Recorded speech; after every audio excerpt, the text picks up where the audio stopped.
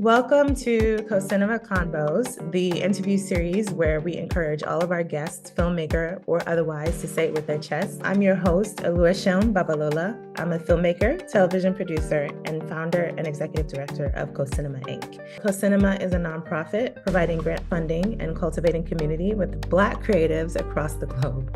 I'm here today with Lydia Matata, and I'm going to leave it up to her to intro herself.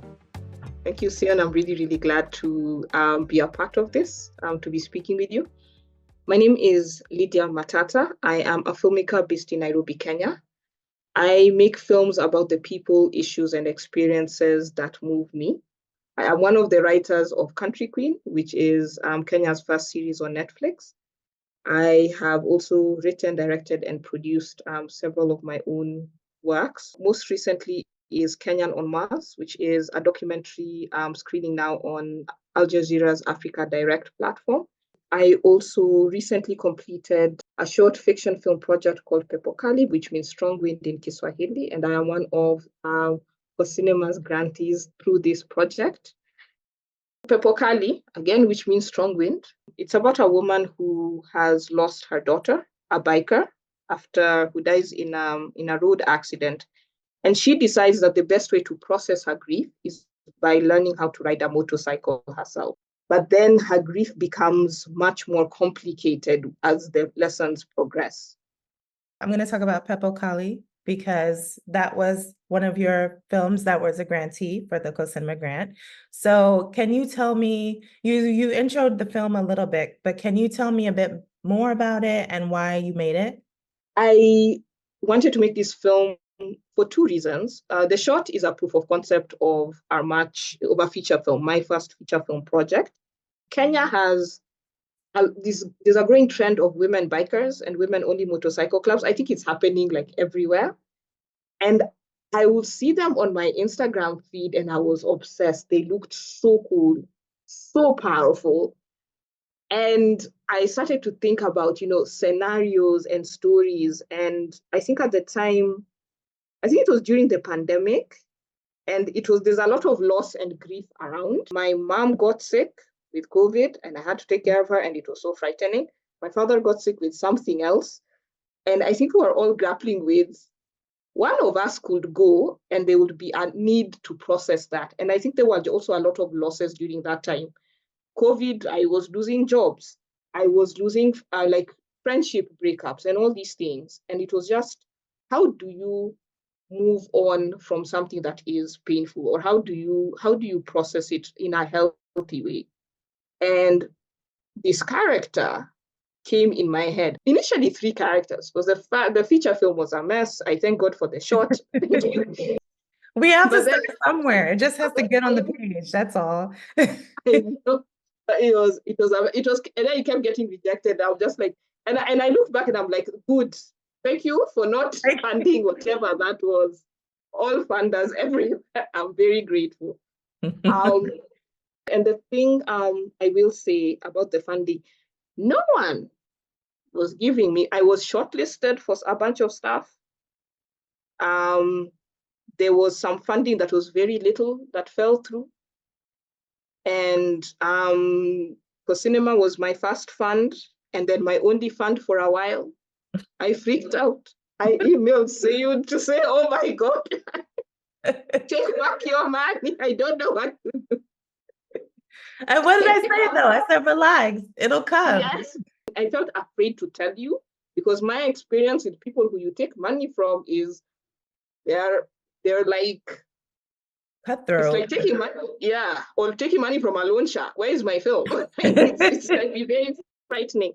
But like I think it's just that thing of like you've had this experience yourself and you understood, and that was very, very refreshing. And I remember the relief. And I think like the moment you told me that, and then it became okay in my mind, is when the other funds now came. So I thank you for that. Yeah. Oh, I mean, thank you for saying that. I feel if I could release some stress, then I will try and do it. And I'm so happy because the film is great. I love it. There are some projects where I'm like, thank goodness I did not get funding for that because that was not That is not a good idea. So I'm glad I'm not alone in that because I'm like, what was this? No wonder they rejected me. So what would you say is your favorite like technical aspect of the film? Like that could be like a favorite shot you did or a sequence that you pulled off and why? So I have two favorite ones. So my favorite one is when the character Sly is seated on her bike and there's this group of other biker women riding around her. Mm-hmm. It's aesthetically quite beautiful, but I think it also represents what the women bikers here are. They're a sisterhood. Mm. They show up for community service, for each other's funerals when one of them has an accident, just to get together. And I think it's the thing that women do, just that they have motorcycles.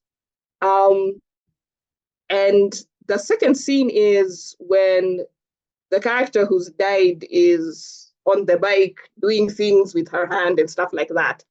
It isn't as perfect as I would have wanted it, but it's just that the thing is with Kenyan film or African film, with like sometimes our opportunities to do cool shit is very, very minimized. And I think the fact that we were able to put the bike on the flatbed and get that shot, and I had an amazing DOP called Brian O'Brow, who tied to the flatbed and getting that shot. I think just the effort, the way it was able to we were able to pull it off. For me was just, like it was amazing for what it was. Even if the film bombed and didn't do anything, the fact that we were able to have this that allowed us to do all these things, like really made me so happy, like as a filmmaker. And right after that, the truck that was pulling the flatbed broke down. So we got that shot. Yes. So there's also relief that it broke down after. Afterwards. Yes. How long did it take you to do to It took us, I think it was like an hour of riding up and down the same, road? 30 minutes, maybe. I think it feels like an hour because of panic and anxiety. I think it's 30 minutes. That's pretty good. We experience the film and entertainment industry in different ways based on geographical location or, based on shorts, narratives, whatever, documentary.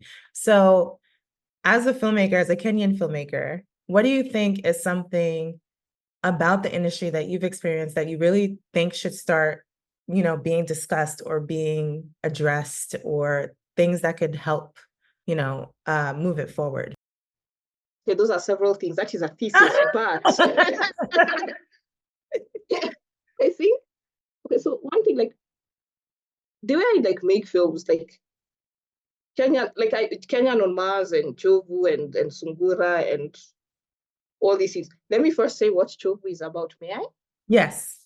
Yes. So Chovu is a film I'm working on now. So I just finished a short film called Float Fiction that involves a swimming team. So a lot of it happens underwater. And then how many films are you making right now? I have no idea. That's why I'm telling you, I need sleep. And then I'm making a short documentary on Chovu, a Kenyan heavy metal band that is exploring African history, spirituality, and folklore through metal music.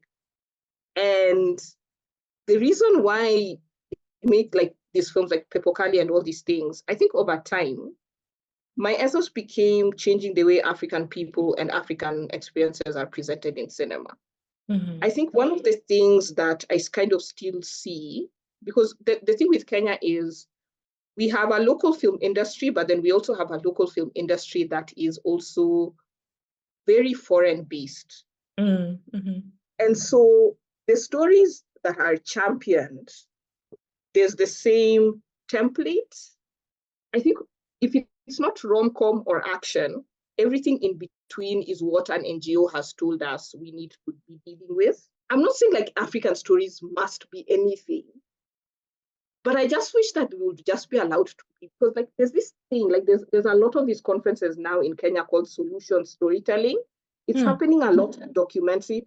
And I'm just so we went from we are problems to now we have to be solutions to problems. And I'm like, no one is asking white filmmakers to be solutions to Thank anything. you. Can't we just exist and just like make cool shit?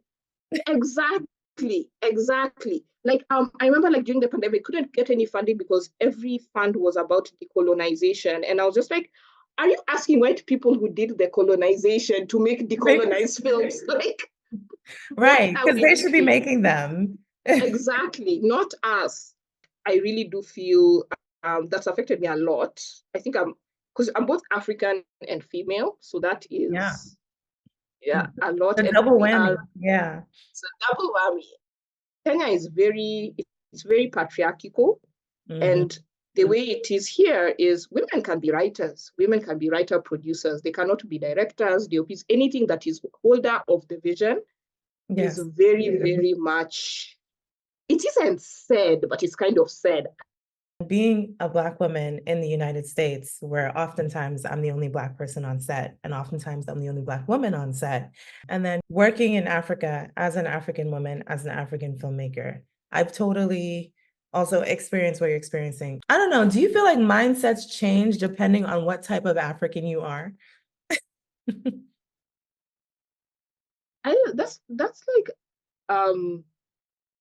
a tricky one because it's also layered in that way as well, in what you're saying. And also there's also a thing here. I am a privileged Kenyan woman. Both my parents are educated, and Mhm. if I am broke, I can always go back. And the thing is, in the creative industry, that's the person that thrives. It is mostly male, it is mostly middle class, it is mostly in Nairobi. And then when stories are done about people in rural areas and people in informal communities as well, like Kibera and all these places, they are done by a Kenyan middle class that also views them the same way white people view them. So we also think that you guys, like all your stories are gang stories, and then and the central character aspires to be a rapper. And that's like the fifth movie or series, and you're like, maybe like have someone from the community to say, no, we do other things Yes. here. We are teachers and nurses and doctors and staff. We have this thing where we are championing African stories by Africans, which is great. And I feel like we were all in this movement. Right. But I don't know, it feels like what happened was we pushed African men to the forefront and they just kept walking. None of them looked back to say, come with us. I think a lot of the time, not even just in the Kenyan film industry, but it's like a laziness on some of the people who do the hiring, because I noticed that they'll go after the like glittery names that they just have heard of, but they won't dive deeper into be like, oh, actually, this director might be better for this job because she's done something like this. And they don't do that research to see who else is out there. It's kind of just like a go-to. So I don't know if maybe that's like also a part of it in Kenya, where it's just like there are these obvious names that people were just like, okay, well, let's hire him. Yes. And then also, and then because of these obvious names, and then if those obvious names can't do it, they will tell the other guy, the other guy, the other guy, the other guy. Yes. So we are completely closed out. What do you think is a possible solution then? I have not, like, I wish one, our film commission was a bit stronger, and then also was aware of how they're also supposed to be implementing like gender laws and gender fairness like within this space. And kind of have it that, you know, if the hiring process for everyone must be a certain way, it's like it's really complicated, and then and it's also not, we have a lot of discussions around pay equity, around all these things, but there's never a discussion around how women are treated in our industry, and the opportunities that are being withheld, and what is the consequence of that. Because as well, you know, if you're saying African stories, it would really suck if we're saying African male stories, because to lose perspective of half the population of our continent would be horrible. Cheki. Unawasha ignition, si ndio? Alafu unafinya kill switch. I did that. Okay, from there, make sure umeshikilia clutch. Alafu una change gear. I know Si the unaona? steps. Haya, sawa. After that, unafinya start button until... Which is why I loved Pebble Kali, because I was like, this is about women. This is about these specific women, and it's a different perspective, and it's just about humanity and identity and what this means to this particular person. And it was strong in that way. And yeah, I'm just like excited for people to see it. I'm excited as well. Thank you so much to Lydia Matata for joining the first episode of KOSINIMA Convos. If you enjoyed this conversation, remember to subscribe to this YouTube channel and follow KOSINIMA on Instagram and Facebook.